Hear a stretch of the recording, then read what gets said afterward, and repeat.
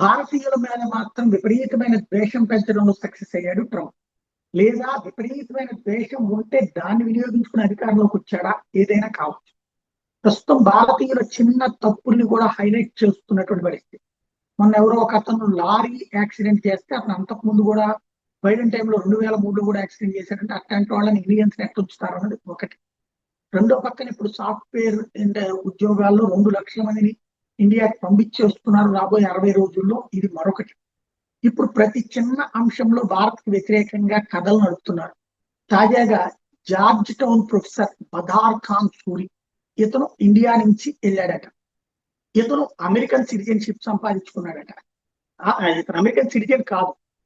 అయితే ఇతను America citizen కాదు అన్నది గుర్తు చేస్తూ ఐసీఈ ఇతన్ని అరెస్ట్ చేసింది. ఏమని?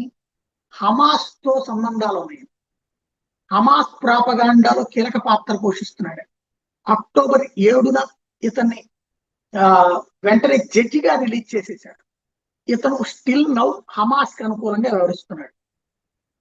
ఇది అంటే హమాస్ అనే తీవ్రవాద సంస్థకు అనుకూలంగా భారత్ నుంచి వెళ్ళినటువంటి ఒక ప్రొఫెసర్ కామ్ సూరి అక్కడ వ్యవహరిస్తున్నాడు అన్న విషయాన్ని అక్కడ ఉన్నటువంటి వాళ్ళు, అంటే భారతదేశం నుంచి వెళ్ళిన ముస్లింలు కూడా అక్కడికి వెళ్ళి తీవ్రవాద కార్యకలాపాలు చేస్తున్నారు అన్నటువంటి దాన్ని ఇప్పుడు అక్కడ ప్రొజెక్ట్ చేస్తున్నారంటే వీళ్ళ వల్ల మనకి ప్రయోజనం అవుతుందా, నష్టం అవుతుందా?